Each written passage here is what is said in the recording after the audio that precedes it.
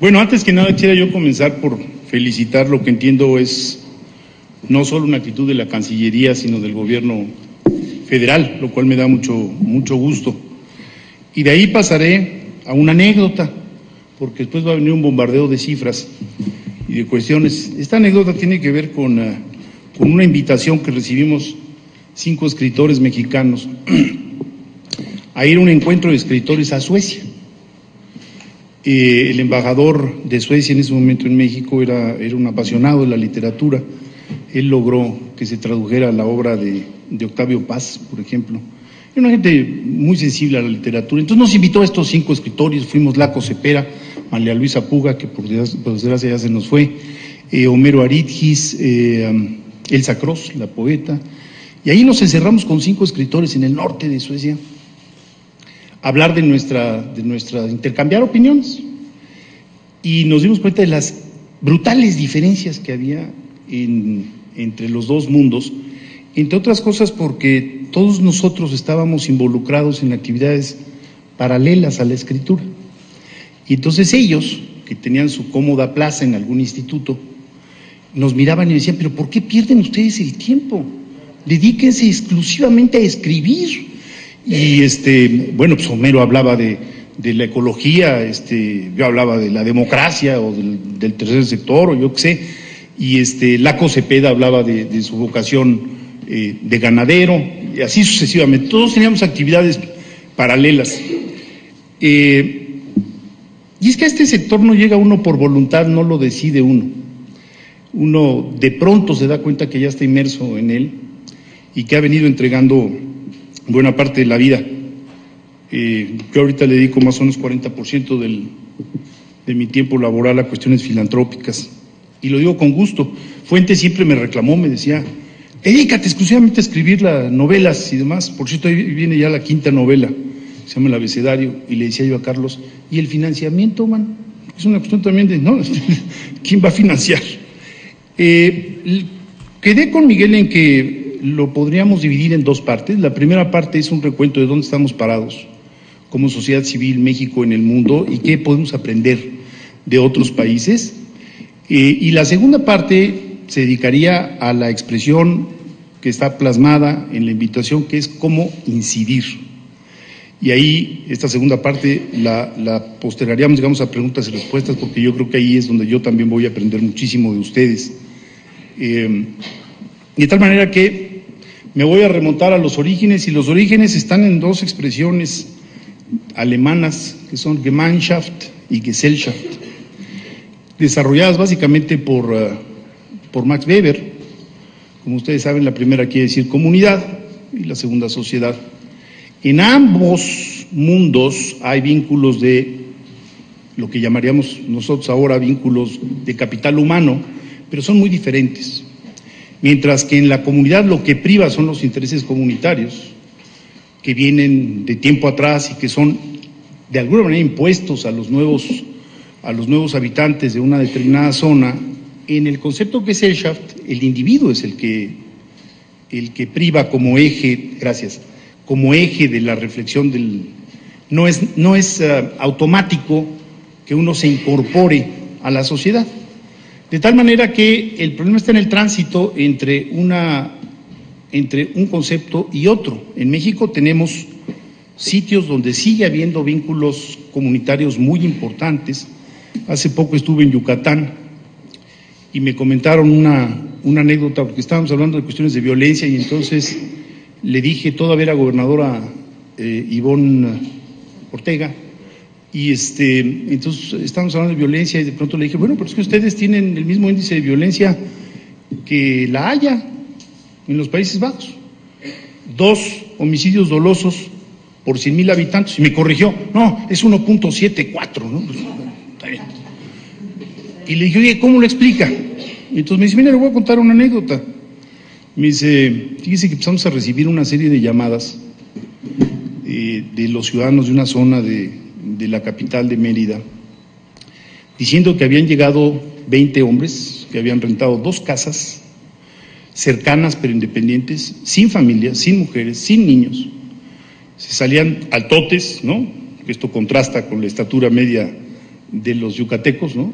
De botas y con tono norteño. Y las familias estuvieron observando a estos individuos y llegaron a la conclusión de que algo estaba muy raro. Total, que lo reportaron y lo reportaron y lo reportaron, hasta que de pronto el ayuntamiento, en coordinación con el gobierno estatal, decidieron aprender a estos 20 hombres. Y eran trabajadores de Bachoco que habían llegado a Mérida a instalar una planta. Bueno, pero ocurre, qué bueno que había esta observación. Si ustedes voltean a ver a Ciudad Juárez, parte del problema en Ciudad Juárez es que no existe estos vínculos sociales, no se sabe quién es el vecino, no hay forma de conocerlo, alta migración, mujeres laborando en proporciones altísimas, en fin. Entonces, Gemeinschaft y Gesellschaft, insisto, son el punto de arranque. Deberíamos llegar acá, pero todavía en México tenemos vínculos comunitarios muy fuertes en algunas zonas. Pros y contras, pueblo chico, infierno grande, ¿no? También es cierto que acceder a la sociedad supone el acceder a una libertad que no se tiene en las comunidades. Hay una expresión en alemán que dice Stadtluft macht frei, que quiere decir el aire de la ciudad hace libre. Entonces, por eso es tan importante ver la proporción entre la población rural y la población urbana. Y en México, como ven ustedes, el porcentaje se ha invertido de manera radical en las últimas décadas. Tuvimos un proceso de urbanización muy acelerado, sobre todo en los años de los 60 y 70. Les recuerdo que en ese momento la tasa de fecundidad era una tasa de fecundidad muy alta, 3.5 era el porcentaje de crecimiento poblacional. Duplicábamos la población cada 20 años. Hoy el porcentaje de crecimiento demográfico está en el 1 y podríamos estar ya rozando la frontera del 2.1 hijos por pareja, que es la tasa de reposición. O sea, cuidado, porque nos podríamos pasar del otro lado.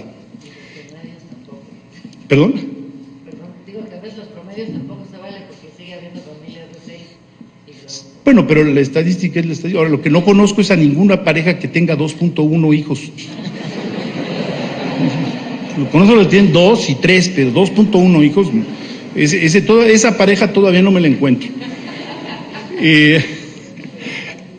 Ahora, es interesante ver que en este tránsito se perdieron muchos de los vínculos comunitarios, pero no necesariamente se restableció al mismo tiempo la vida de la sociedad como tal y como la concebimos los que somos urbanitas ya declarados. El cambio de valores en el mundo ha sido muy acelerado. Por fortuna tenemos instrumentos como la encuesta mundial de valores y, por ejemplo, algo que ha cambiado muy aceleradamente es el valor de la democracia. Freedom House y otras instituciones, que esta institución que fundó la viuda del presidente Roosevelt en Estados Unidos y que mide libertades, ha venido siguiendo, digamos, el número de países que ya se consideran democracias formales y de pobladores que viven en democracias. Y ustedes van a decir, bueno, pero ¿cómo? ¿Por qué medirlo? Pues es lógico, ¿no? No es lógico. Resulta que hace un siglo, a principios del siglo XX, había 64 estados-nación, solo 64 estados-nación, y de ahí solo 12 calificarían como democracias, más bien calificaban como democracias, pero ninguna de esas democracias, Francia, Inglaterra, Estados Unidos, etcétera, hoy serían calificadas como democracias, porque los estándares los hemos ido subiendo. Entonces, bueno, no votaban las mujeres para comenzar, no votaban los jóvenes, en Inglaterra el voto era solo para los propietarios, o sea, la democracia también la hemos venido construyendo, aunque el concepto es muy antiguo, la verdad es que la democracia acaba de nacer desde el punto de vista histórico. Se hizo un ejercicio de estos de un reloj, de un calendario, y nació a las 50 y tantos minutos, nació la democracia en la historia de la humanidad. O sea, es un fenómeno muy reciente, aunque el concepto sea muy antiguo. Y aún así, por ejemplo, de Freedom House destaca cómo hay países de estos que son considerados países democracias formales, en donde no hay libertad de prensa. Entonces se pregunta uno, pues, ¿qué tipo de democracia es esa? Donde hay juego partidario, relevo sistemático, etcétera, pero no hay libertad de prensa. Un país donde no hay libertad de prensa no puede ser una democracia plena. Freedom House también mire este reactivo, este viene de Wall Street Journal, que es un reactivo muy burdo, pero muy eficiente. ¿Usted en qué cree? ¿En la mano dura o en la democracia? Todos nos hemos topado en algún momento con un tío que nos agarra el cachete y nos dice: lo que en este país necesita es cerrar el Congreso, ¿no? ¿No les ha pasado? Bueno, yo sí, a mí sí me he topado con muchos de esos que dicen: un desperdicio, aquí lo que necesitamos es otro Porfirio Díaz que venga y que ponga orden, ¿no? El pensamiento autoritario nunca desaparece. Si ustedes ven aquí, incluso en Estados Unidos hay un 6% de la población, aquí está en la pantalla, no puedo señalar, 6% de la población que contesta: yo prefiero uno de mano dura. Ahora, lo impresionante en esa gráfica es que hay países como, por ejemplo, Guatemala, en donde el 37% de la población se inclina por la mano dura, ¿no? O tienen ustedes, por ejemplo, Ecuador, donde más del 50% prefiere la mano dura. O sea, la cultura autoritaria es muy resistente, y en México está instalada en alrededor del 28% de la población que dice: yo prefiero mano dura. Es un reactivo muy importante. Todo esto para invitarlos a reflexionar en que también hay variables culturales que tienen que ver con si las sociedades se organizan o no. Gracias a la encuesta mundial de valores tenemos estos mapas, no me voy a detener demasiado. Les recuerdo, la encuesta mundial de valores nació en ese momento Comunidad Europea, y fue un estudio que se publicó por primera vez hace como 3 décadas para conocer los valores profundos de las distintas naciones que entraban a la Unión Europea. Y de ahí se hizo de ahí pasamos, eso era el Eurobarómetro, y del Eurobarómetro nos pasamos a la encuesta mundial, y ahora ya se publicó el Asiabarómetro, Latinobarómetro, y ya tenemos un mapeo de cómo transitan las sociedades y cómo cambian los valores de una sociedad desarrollada o de una sociedad pobre cuando se urbaniza y su ingreso per cápita se eleva. De tal manera, insisto, aquí no me voy a detener, pero vean ustedes la parte de religiones, cómo también incide de manera muy destacada en las fórmulas que los ciudadanos se dan para organizarse. Entonces, cualquiera en ese momento diría: entonces es multifactorial el asunto. Sí, es lo que ahora llaman, es una palabreja fantástica porque permite echar, es como el cajón desastre, ¿no? Multifactorial es que hay un montón de asuntos que inciden, sí. El porcentaje de población urbana y rural, el ingreso per cápita, la religión, en fin, una serie de cuestiones que inciden en qué tan fuerte es asociacionismo. La expresión asociacionismo viene nada menos y nada más que de Alexis de Tocqueville. Cuando Alexis de Tocqueville viaja, ese gran historiador, bueno, 2 anécdotas: pasa por Chilpancingo, porque acuérdense que entra por Acapulco, y cuando llega a Chilpancingo escribe que es uno de los lugares más ricos en lo que ahora llamaríamos flora y fauna. O sea, imagínense lo que hemos hecho de ese lugar, talando, ¿no?, sistemáticamente. Y después, cuando llega a Estados Unidos, dice: lo admirable de esta democracia es que el ciudadano no da las batallas de manera aislada, no da las batallas individualmente, se asocia. Y en ese asociacionismo le va el triunfo de muchas de sus batallas. Entonces, esto en Estados Unidos ha sido muy importante, y ha habido autores como esta gráfica, y la dejé tal cual, que es de Robert Putnam. ¿Alguien ha leído a Putnam aquí? Bowling Alone, que no sé si esté traducido, que dice algo así como ir a jugar boliche solo. Bueno, Putnam, yo tuve el gusto de conocerlo cuando publicó hace ya muchos años este libro, y estaba muy preocupado porque en Estados Unidos, si ustedes ven, la caída en el capital social ha sido muy marcada en las últimas décadas. Después de la Segunda Guerra Mundial llegó a su pico y después ha caído. Y lo ha medido de muchas formas.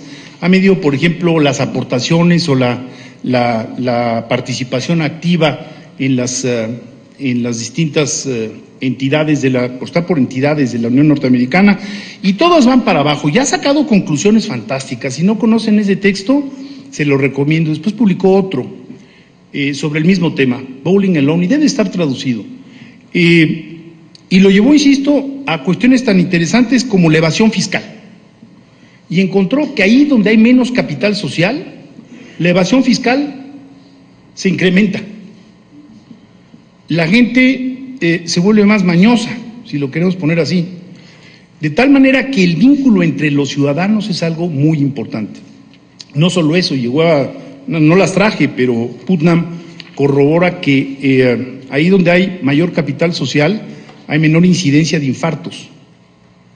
Entonces van a decir, ¿qué tiene que ver una cosa con la otra? Bueno, ahí están los datos y habrá que investigar. Y se gasta más en aparato legal en las entidades donde hay menor capital social, que la gente desconfía de los otros.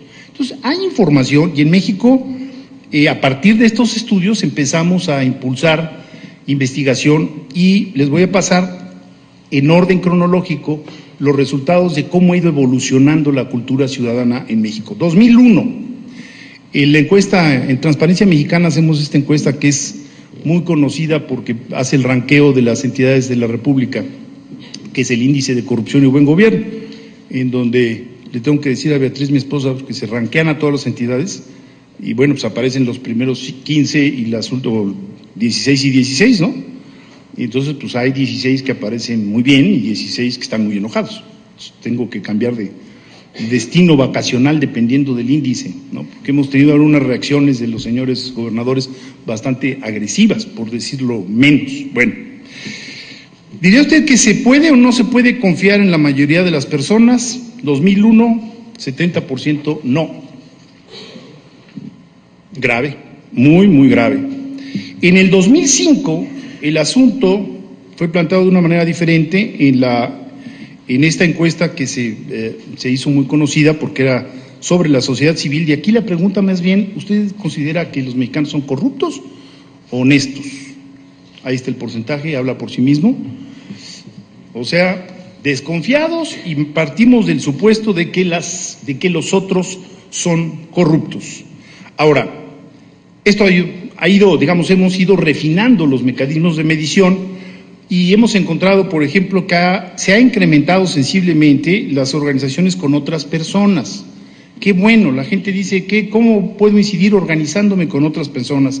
Quejarme con las autoridades, firmar cartas de apoyo. Y ahí tienen ustedes el menú de opciones de participación de los mexicanos en el 2005. Ahora, en el 2006 volvimos a medir la confianza en las personas. ¿Y qué nos salió? A ver, fíjense. Mucha confianza en la familia. Algo, pero también hay 2% que no le tienen nada de confianza a la familia. Yo creo que tienen razón, Debe de haber casos donde el peor enemigo está en casa. No, lo digo, pues, por ejemplo, la violencia intrafamiliar en México y la violencia contra mujeres, pues es básicamente proviene de los propios miembros de la familia. La gente que conoce en persona, buen porcentaje, algo. Sus vecinos, aquí se nos cae, fuerte. La gente con otra religión, ojo, México, que se dice un país muy tolerante, no lo es. Toda la estadística nos muestra que no lo es. En Ixmiquilpan, a 130 kilómetros de aquí, en el estado de Hidalgo, hay un conflicto ancestral que tiene que ver con un pozo y con la división de católicos y evangelistas. Una cosa verdaderamente de locos, ha habido hasta muertos. A 150 kilómetros de aquí, no les estoy hablando de la sierra de Chiapas. Ojo, la gente con otra religión, 4%, mucha, 28%, y 35% nada, La gente de otra nacionalidad, 45% nada. Ese México de los brazos abiertos, y lo estoy diciendo en la Cancillería, pero es que debemos de reflexionar, ese México de los brazos abiertos, el Tata Lázaro recibiendo a la inmigración española, etcétera, ojo, nada nos indica que sea así. Incluso a nuestros hermanos centroamericanos no les confiamos. Ahorita van a ver ustedes la gráfica. Ahora, seguimos haciendo investigación y nos encontramos, ¿qué tan fácil o difícil cree usted que es colaborar con otras personas? Y ya en el 2006, un 30% nos decía, muy fácil o fácil. Este es un gran avance, un gran avance. Oiga, pero hay un 35% que nos dice es muy difícil, muy, muy difícil. En la ENCUP volvimos a medir, por ejemplo, quiénes deben de participar en política y quiénes no. Fíjense qué interesante. Los jóvenes, en primer lugar, 83%, dicen los jóvenes que participen. Pero, Angélica, ¿ya viste mujeres? ¿Dónde están? Sí, pero luego te dicen pero. O sea, hay un 17% que declara que las mujeres no deben participar en política. Entonces, bueno, no puede uno decir Houston we have a problem, debe ser Mexico we have a problem. y serio.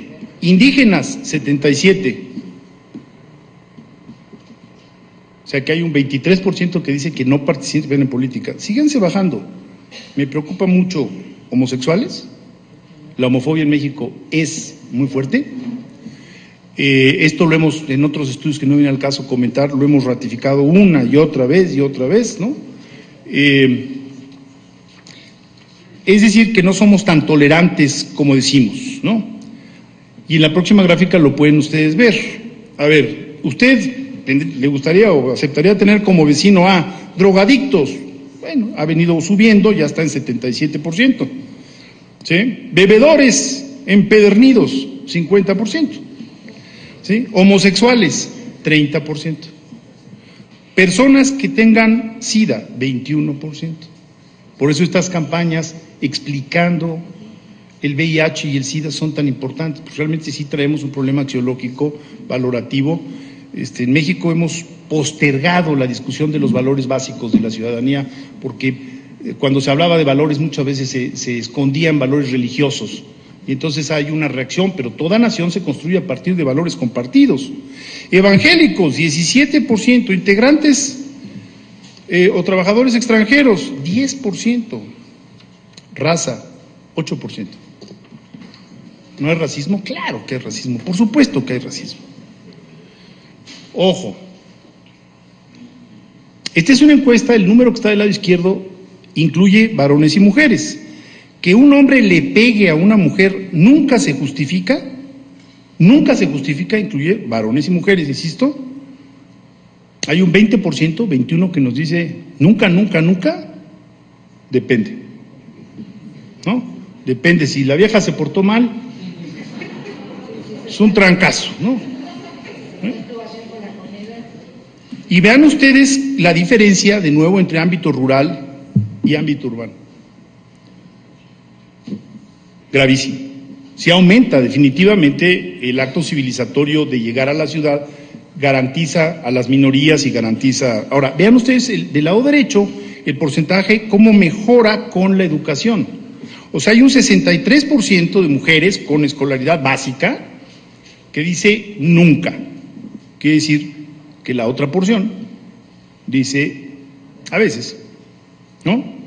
Y después disminuye con educación media y disminuye sensiblemente con educación superior, y todavía nos quedamos con un 9% de machines por ahí que siguen diciendo se justifica a veces. Ahora, la homosexualidad nunca se justifica, aquí cambia mucho por edades, es una opción generacional.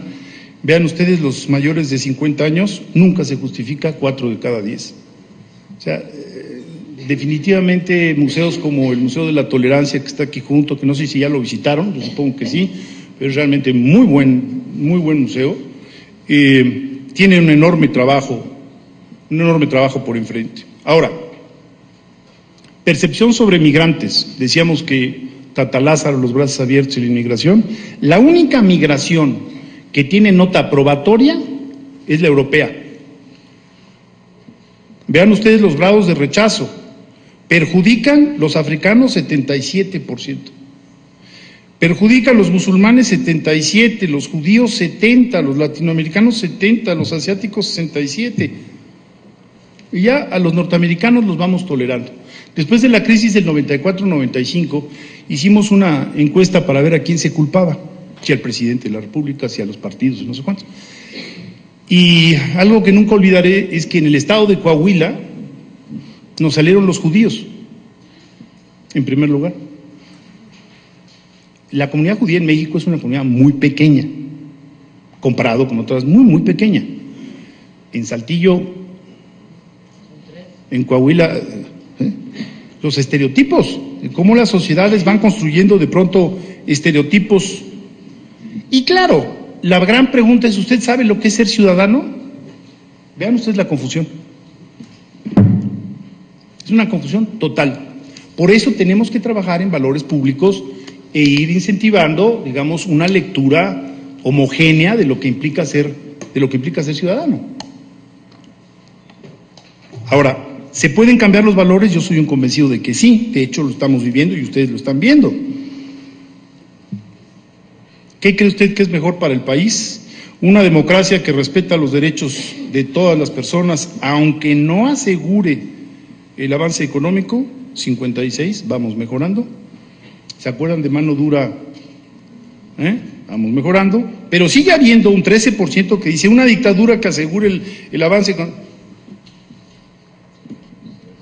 Sigue habiendo ahí un estrato fuerte. Ahora, en la cultura de la legalidad, que fue un tema en el que me metí hace ya muchos años, y pues ya también es de esos temas que muerde y ya no lo suelta uno, debemos obedecer solo las leyes justas y razonables, de acuerdo, 76%. A ver, espérame, esto quiere decir que solo las justas y las razonables. ¿Y quién dice que es justo y razonable? ¿Yo? ¿Sí? La otra forma de preguntarle es, ¿usted cree que las normas con las que usted no esté de acuerdo deben ser respetadas? Ya lo vamos a ver. ¿Vale hacerse justicia por propia mano? Vean ustedes, súmenle el porcentaje, de acuerdo 12.8, 13 y 5, ya estamos casi en el 20%. ¿De qué nos asombra que después en los microbuses se hagan justicia por propia mano? Pues hay un campo muy fértil para este tipo de asuntos. Insisto, tema central es lo que la encuesta mundial de valores se llama la confianza interpersonal, y ahí tienen ustedes una lista de países, una selección de lista. En México solo 16% se puede confiar en la mayoría de la gente, solo 16%. Fíjense qué curioso, de nuevo la cultura, cómo los países escandinavos están hasta arriba, 74, 68, 59, ¿no? Después viene China, y aquí esto merecería una lectura muchísimo más fina, porque después viene Vietnam, con un ingreso per cápita deben de estar como en $2,500, y básicamente rurales, es decir, aquí predominan todavía más bien Gemeinschaft y no Gesellschaft, comunidad y no sociedad. Siguen bajando, ¿no? Después viene Suiza, Australia, Indonesia. Indonesia me llama muchísimo la atención porque cuando llega uno a Indonesia, en primer lugar, son 3,000 islas. Y de la isla más oriental a la más occidental hay 6,000 kilómetros de distancia. O sea que el contacto físico es realmente muy, muy difícil, ¿sí? O sea, estar en contacto entre todas las islas es un archipiélago enorme, del cual vamos a hablar muchísimo, porque son 240, 250 millones de habitantes. Vean ustedes cómo sale la confianza. Entonces aquí tenemos que trabajar. Jordania muy por arriba, Gran Bretaña 30, México 16. Entonces tenemos, Miguel, hay un problema central, que es la desconfianza de los mexicanos hacia los mexicanos. En el 2010 me hablaron de Banamex y me dijeron, oye, queremos hacer una encuesta sobre Bicentenario, Centenario, sobre la historia de México, cuáles son los héroes patrios más queridos, etcétera. Y saben que eso ya se ha hecho 20 veces y desde mi perspectiva es muy poco útil. ¿Por qué no hacemos una encuesta? Se las recomiendo ampliamente. En la revista Este País publicamos un año artículos sobre esa encuesta. Es la encuesta de valores más potente que se ha hecho en el país. Está, me imagino que está en la página de la Fundación Este País, porque la hizo la Fundación, que también es un trabajo filantrópico.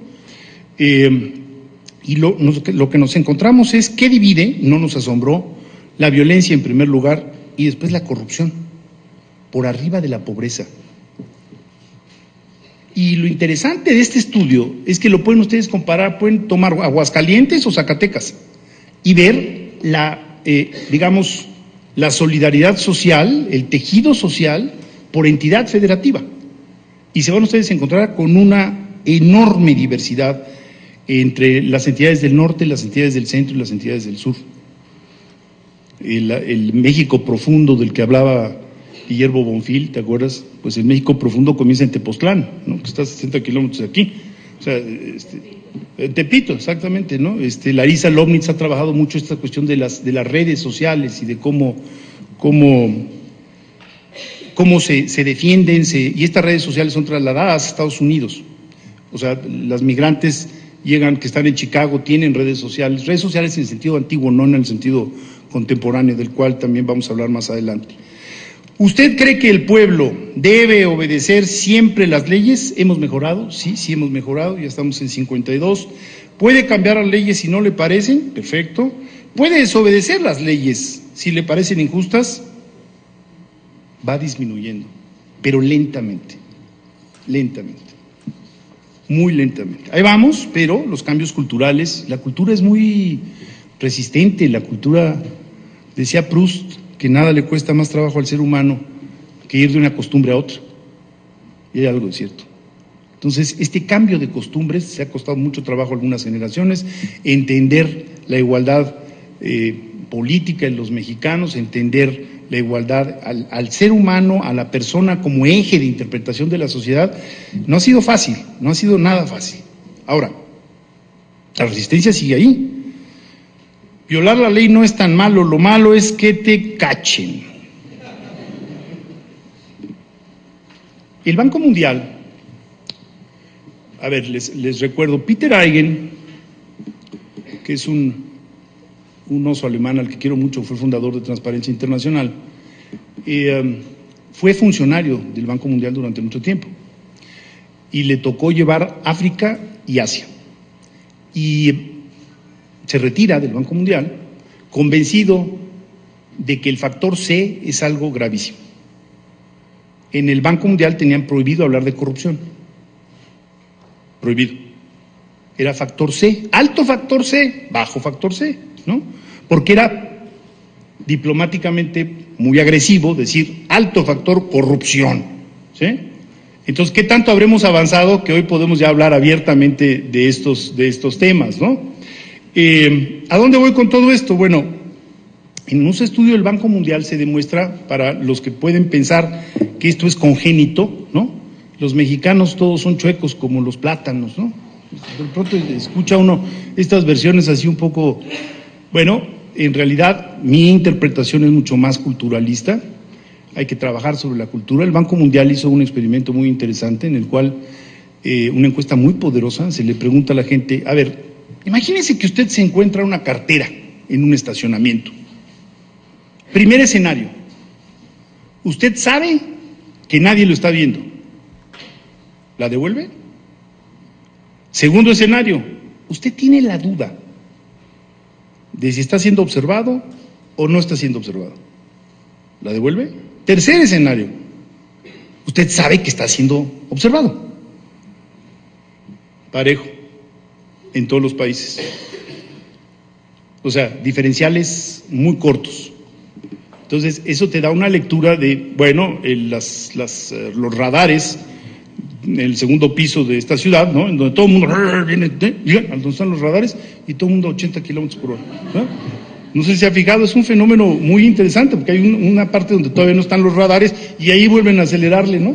Bueno, la impunidad también, digamos, aquí no hay impunidad, ¿por qué? Porque al fin y al cabo le llega a uno su multita a la casa, ¿no?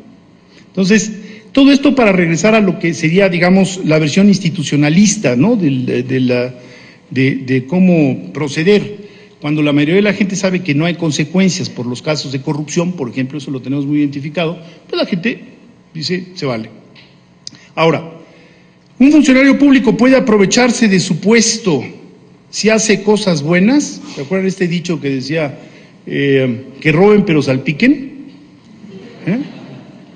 Muy común. Vean, muy de acuerdo y de acuerdo llega a 25%. 1 de cada 4 mexicanos dice, sí, pues, sí, que se lleven su lana, pero que trabajen. En desacuerdo 38. Esto hace 10, 15 años era abrumadoramente a favor abrumadoramente, Angélica, una cosa terrible de, bueno, en la primera encuesta que hice, el resultado de las personas que pensaban que la corrupción era favorable para la economía llegaba casi al 40%. O sea, ¿qué tanto habremos avanzado culturalmente, Miguel? O sea, ya ahora el asunto todo el mundo la condena, lo acabamos de ver en la encuesta de Banamex, o sea, punto, después de la violencia, división, corrupción. Entonces, en eso hemos avanzado, sin duda, hemos tenido, digamos, alguna incidencia. Buenas noticias es, aquí la pregunta es, ¿tienen o no tienen derecho de tomar en sus manos el castigo? Ojo, justicia por propia mano reformulada. Sí tienen derecho, 17.5. Sigue habiendo un estrato de la población, lo estamos viendo con las autodefensas, ¿de qué nos admiramos, no? En parte, 29 más 17, bueno, ahí sigue habiendo un problema de Estado de Derecho muy grave. Y el no, bueno, va subiendo, pero marginalmente. Tenemos que poner mayor atención a este tipo de cuestiones. ¿Quién viola más las leyes? Fíjense qué curioso, los políticos ha bajado. No sé si después de casos como Granier, lo digo, yo no pertenezco a ningún partido político, pero casos como el exgobernador de Aguascalientes, explico, el desfile ha sido brutal, pero por lo menos en este estudio en el 2011 el asunto aparecía ya como algo. ¿Se deben de hacer excepciones en la ley? Algo que uno preguntaría, ¿pero por qué? Debe aplicarse a todos por igual 77, pero sigue habiendo un 23%. ¿Qué duda? Deben hacerse excepciones 13%. Quiere decir que la instalación del Estado de Derecho en la mente de los mexicanos está en construcción. Ahora cambian. Y aquí les traje una con anecdotario. Cuando yo fui de los que defendió el TLC, yo estuve a favor del TLC, entonces cosas por las consecuencias culturales que esto iba a tener, el tener que atenernos a normas internacionales, etcétera, los paneles, etcétera, etcétera, etcétera. No solo la parte económica. Pero tengo que decir que hace 20 años, más del 70% de la población estaba en contra del TLC. Y veían el comercio mundial como una amenaza. ¿No se acuerdan cuando decían que íbamos a perder nuestra identidad nacional y que íbamos a terminar comiendo puras hamburguesas y que los tacos iban a desaparecer? Y se dijeron cualquier cantidad de tonterías. De veras, ustedes rescatan los debates, era una cosa de locos, ¿no? Hoy exportamos más de $1,000 millones al día a Estados Unidos y la gente dice, ¿es bueno el comercio? Sí, sí es bueno. Malo solo 18%. Así de rápido también cambia la cultura. Por eso apostarle a la cultura es una apuesta muy rentable. Es muy rentable apostar a la cultura. Y otra gráfica que seguimos sistemáticamente es el crédito de las instituciones. No me asombra universidades, iglesia y ejército, siempre aparecen en los primeros lugares. A veces viene por arriba la iglesia, a veces viene por arriba el ejército, pero siempre vienen en los primeros lugares. Medios de CNDH bien acreditada, esto ha mejorado, la CNDH estaba en el área más bien roja. Medios de comunicación vienen desde el sótano. Cuando el Yo Soy 132 le apostó en contra a los medios de comunicación, no habían leído estos datos. La gente tiene buena impresión de los medios de comunicación. Y hay que tomar en cuenta también la proliferación de medios de comunicación locales, estaciones locales de radio que tienen mucho crédito. Entonces, medios de comunicación está por arriba de la Suprema Corte de Justicia, que ha mejorado, La Suprema Corte de Justicia estaba muy mal. Empresarios, Instituto Federal Electoral, y esta ya es posterior a la elección, creo, ahorita checo.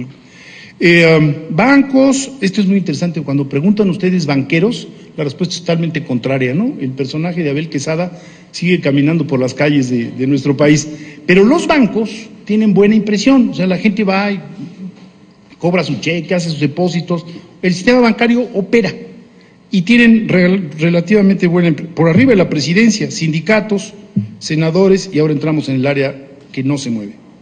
Partidos políticos, senadores, policía y diputados. Una carrera de nariz a nariz. Cada vez que la hacemos, la apuesta es ¿quién va a salir en último lugar? No, ahora le toca a los diputados. No, ahora le toca.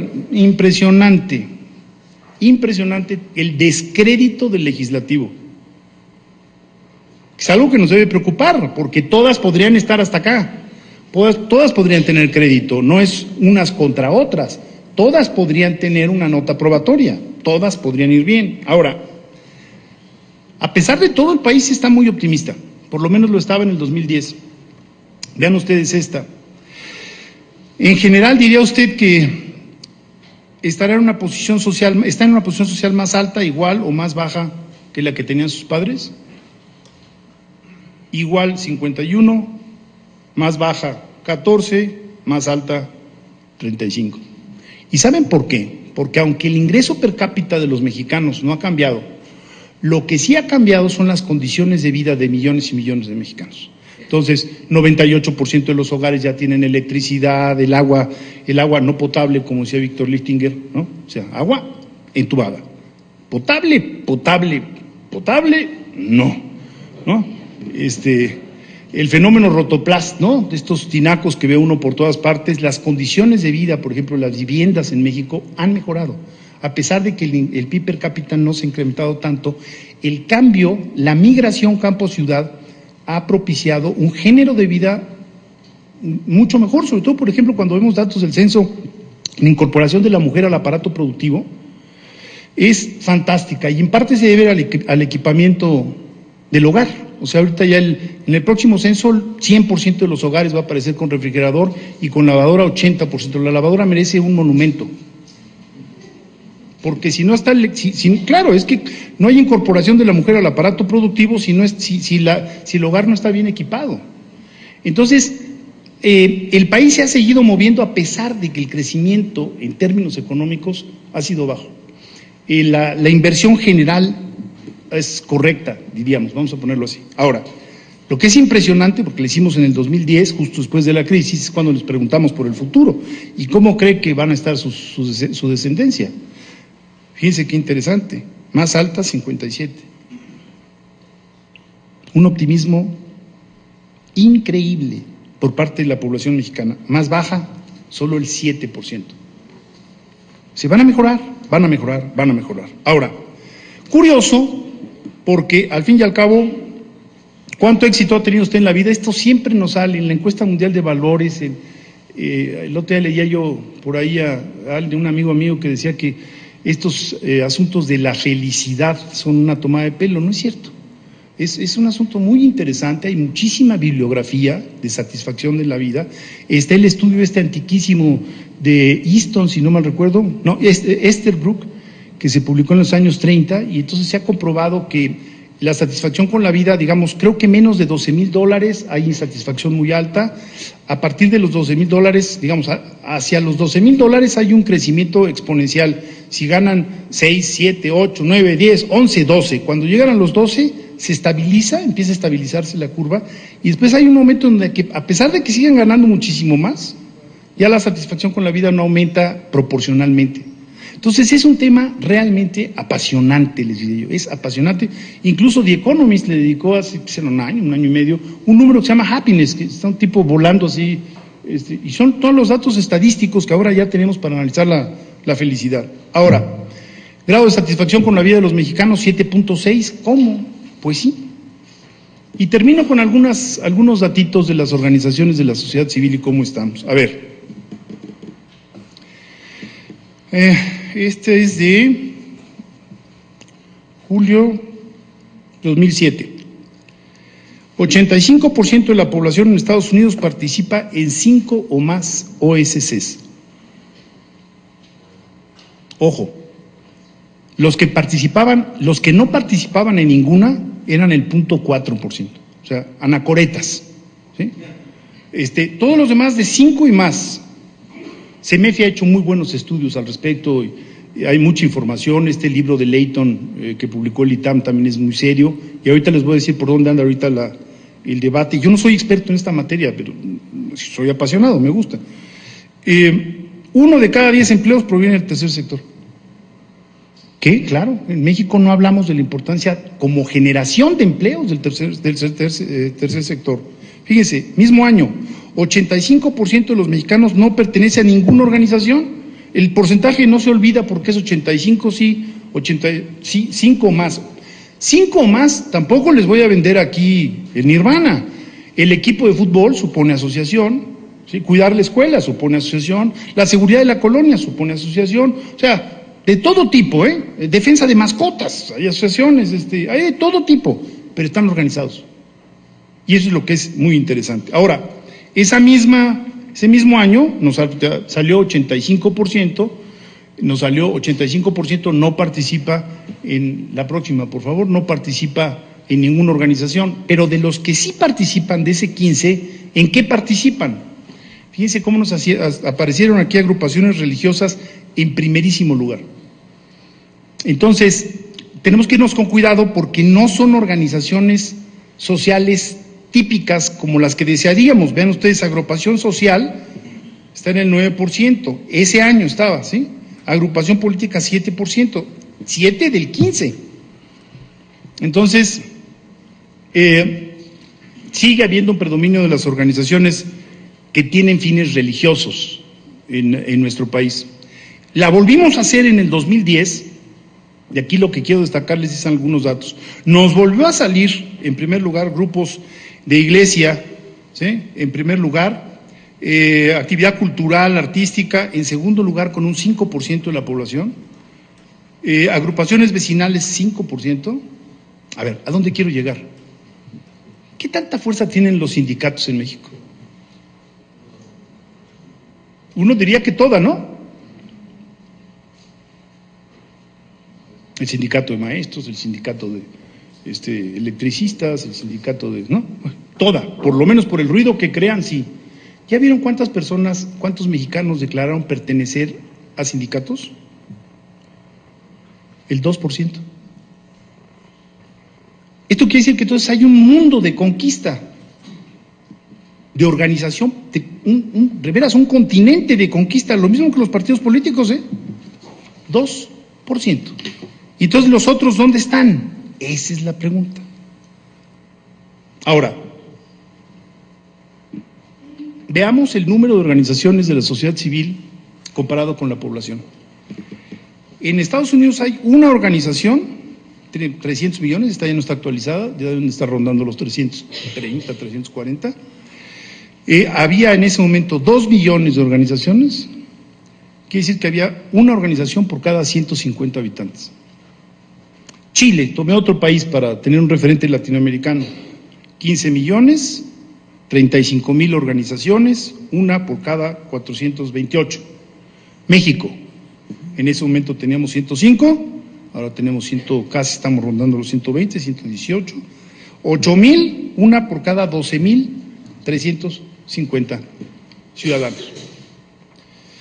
Preocupante, sí, porque no hemos podido explotar y porque ahorita voy a hablar de eso y con eso termino. Vean ustedes DF, la parte, digamos, de nuevo de urbanización versus ruralidad. Vean Oaxaca, ¿cuántas tiene? 345. Distrito Federal con 8 millones, ojo, el Distrito Federal, no el área metropolitana. El Distrito Federal ya no está creciendo, ya trae tasa de crecimiento cero, lo que está creciendo es el área metropolitana. ¿Sí? Con 8 millones trae 2,851, Jalisco 735, Estado de México 547, y van ustedes bajando hasta que llegan los estados menos urbanos. Curiosamente Guanajuato, habría que checar el porcentaje de población urbana y rural en Guanajuato, y finalmente Oaxaca con 345. Ahora, vimos que en Estados Unidos 1 de cada 10 empleos proviene de la sociedad civil.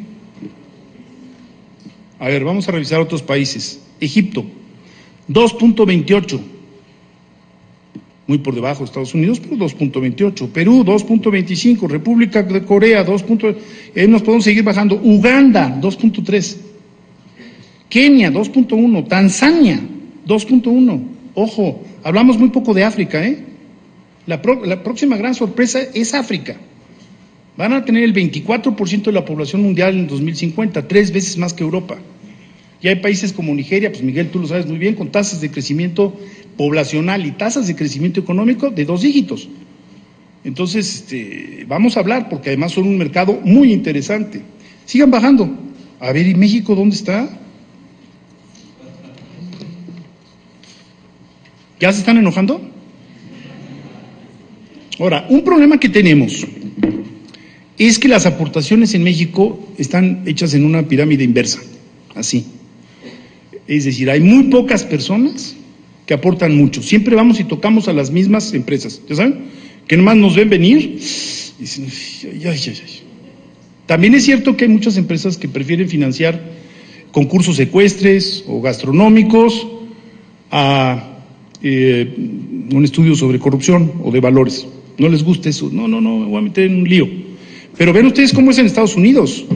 75% de las aportaciones son individuales.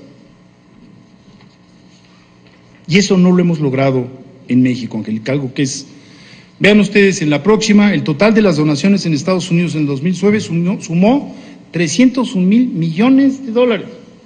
O sea, billions, ¿no? En los últimos 40 años, bla, bla, bla, estamos hablando del 2% del PIB, ¿sí? En parte esto tiene que ver con el impuesto a la herencia, ¿eh? Ojo, vean el caso de Bill Gates. Si no hay impuesto a la herencia, entonces, bueno, el señor Bill Gates de pronto, ¿qué es lo que dijo?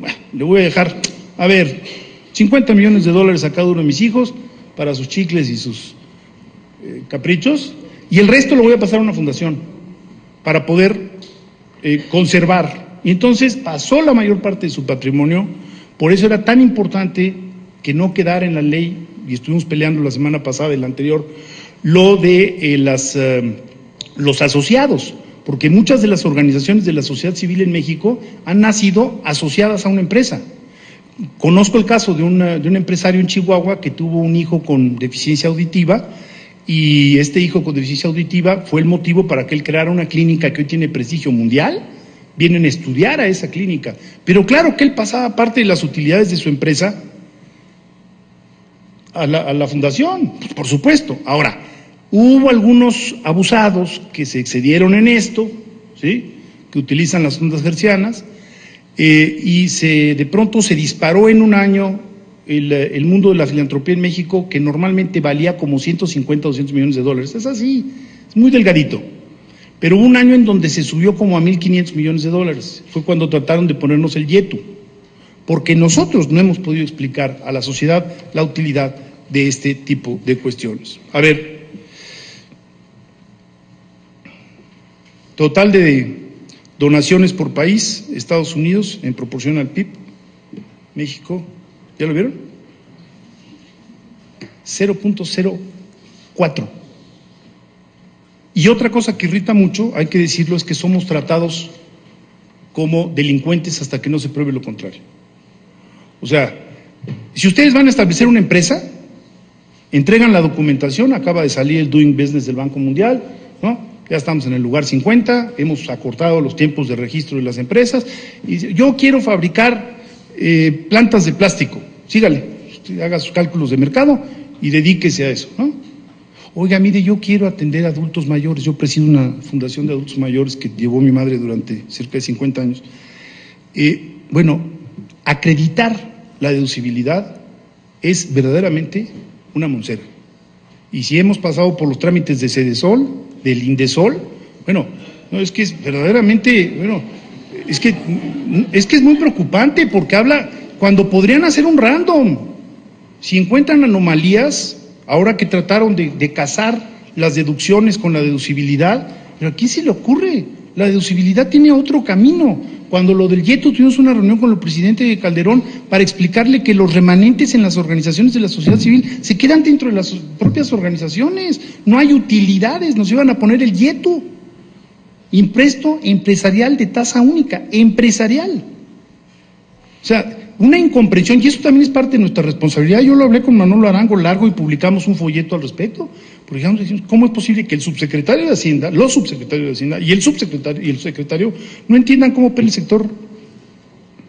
Pero de por sí nos la pasamos muy mal con Vamos México, ¿sí? Porque le quitó recursos, claro, le quitó recursos al padre Chinchanchoma, ¿se acuerdan del padre Chinchanchoma?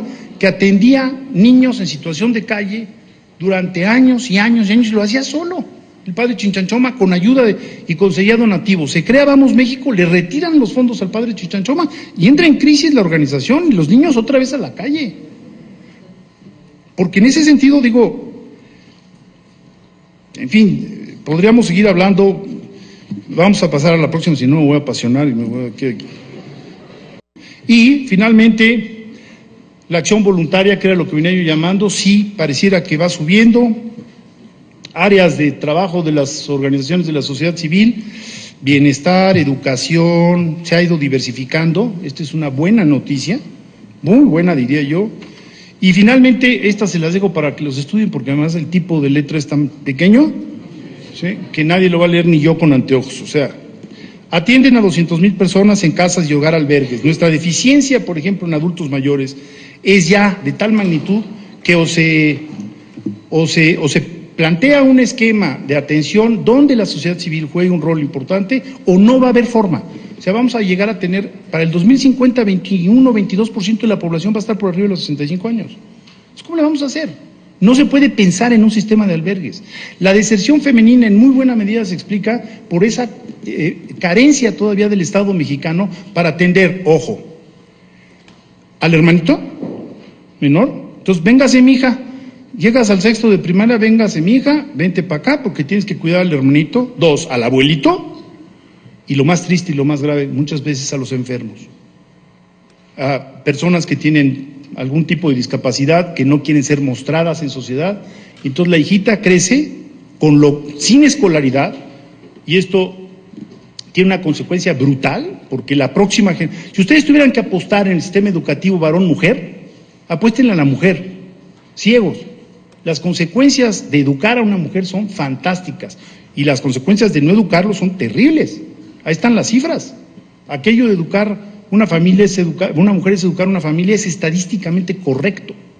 Ahora, termino con una reflexión. Bueno, algo que llama la atención, sobre esto me quiero concentrar. Yo creo que no hay un dilema entre más Estado y más sociedad civil, para nada. Al contrario, al Estado le conviene, es un muy buen negocio que haya más sociedad civil. ¿Por qué? Porque hay la diversificación de demandas en una sociedad contemporánea es de tal magnitud que el Estado va a ser muy ineficiente. A ver, el Hospital de la Ceguera en México, el Conde Balenciaga, ¿cómo se sostienen? Somos el país en América Latina que más cuotas de recuperación paga, pero en parte porque el traslado de recursos públicos en México es el menor en todo el continente. Pareciera como que la sociedad mexicana, digamos más bien, la burocracia en México no concibe que hay ciertas cosas que deben de ser hechas, y si el Estado no puede llegar ahí, que la haga la propia sociedad.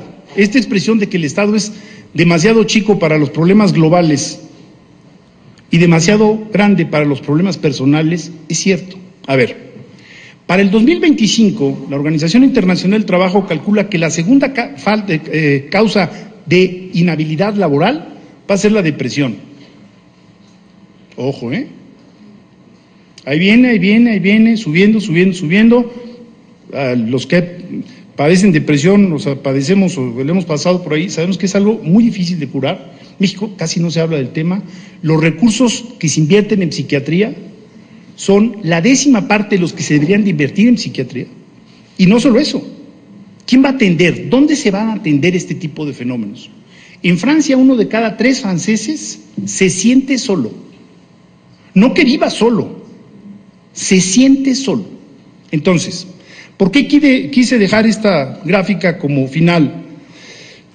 Porque hay un enorme potencial en el tercer sector para atender esa diversificación de demandas que se nos va a venir encima o ya se nos vino encima, y que tiene que ver con minorías de muy distinto tipo, desde étnicas, lingüísticas, etcétera, hasta asuntos de salud pública para las cuales el Estado es ineficiente, muy ineficiente. Les recuerdo, si no han leído este libro de la búsqueda científica del alma, de Crick, de uno de los descubridores del ADN, escribió este libro, pacientes con los mismos padecimientos, mismos tratamientos, diferentes resultados. Es una investigación clínica. ¿Dónde está la diferencia? Investigación clínica, en la visita de los parientes, en la caricia, en la atención, que solo la sociedad puede dar si no está la familia. A ver, no le vamos a pedir al Estado que además les dé calidez y que les agarre el cachete, vamos, ¿no? Tenemos, pero las Pink Ladies del ABC cumplen una función muy importante, sobre todo en los enfermos que están solitarios, personas de la tercera edad que se quedan solos, sin parientes, sin amigos, porque ya se les murieron todos, ya vieron todas las esquelas que habrían de ver, la única que les falta es la propia, y no la van a ver, ¿no? Bueno, lo digo de broma, pero es un problemón muy serio, muy serio, y ahí no le vamos a pedir al Estado, no puede ser el Estado, como tampoco le podemos pedir al Estado que atienda muchos problemas de situación de calle de los niños que nos han rebasado. ¿Para qué lo hacemos? Traemos un problema de disfuncionalidad familiar muy severo, embarazo de adolescentes. Traemos 400,000 y aumentó, en la última década se suspendió la propaganda y se volvió a disparar. Y esos niños vienen a hogares inestables, no digo que sean no deseados, pueden serlo, pero por lo pronto lo que sí está estadísticamente comprobado es que llenan hogares inestables. Y un día me decía Alejandro Encinas, siendo jefe de gobierno, le dijo, oye, que la mayoría de los asaltos los cometen menores, me dijo, sí, menores drogados, que quieren conseguir el efectivo rápido, me dijo, y que provienen de hogares inestables. Y entonces ahí nos quedamos conversando, y me dijo, mira, la verdad es que nosotros de la izquierda cometimos un error, que es minusvalorar a la familia, porque la veíamos como burgués, ¿no? Un asunto burgués, eso de la familia era burgués. Y ahora que soy jefe de gobierno, me doy cuenta de lo importante que es tener núcleos familiares más o menos ordenados, sin que esto suponga ir a una moralina, ya saben, no. Y hay mucha bibliografía al respecto de cómo operan, ¿no? Y por qué en Estados Unidos también hay una enorme disfuncionalidad en estos bolsones de pobreza que se mantienen. Entonces tenemos que recuperar una lectura sensata, no conservadora, nada más lejano a mi intención que eso, pero del papel de la crianza de los hijos, el papel que supone dedicarle tiempo a esto, a la crianza de los hijos, para que crezcan en un lugar funcional. ¿Funcional qué quiere decir? Ahí podríamos entrar en debate. Pero en lo general yo les diría, yo soy optimista, creo que con los nuevos instrumentos, los retos que nos plantea la sociedad pueden ser atendidos, y si quieren ahorita en preguntas y respuestas hablamos un momento de eso, del potencial que tenemos para utilizar los nuevos instrumentos y poder servir al Estado mexicano, no al gobierno mexicano, al Estado mexicano, que esa es la gran diferencia. La mayoría de las organizaciones somos apartidarias y tratamos de servir al Estado mexicano. Todos estamos dentro del Estado. Hegel tenía una frase que me encanta. Decía Hegel, el pueblo es esa parte del Estado que no sabe qué quiere. Bueno, la sociedad civil organiza pueblo y da razones de vida. Viktor Frankl, este gran terapeuta, señaló desde los años 60, ¿se acuerdan que él pasó por un campo de concentración y entonces vio que unos sobrevivían y otros no? Y entonces de ahí estableció toda una forma de tratamiento para los depresivos. ¿Por qué? Porque al fin y al cabo la pérdida del sentido de la vida es algo muy grave, clínicamente hablando. Entonces la sociedad civil también da vocación de vida. Y esto no es menor, es un asunto mayor. Da vocación de vida a muchas personas como las que el día de hoy tengo el privilegio de tener enfrente. Mil gracias y ojalá haya sido útil.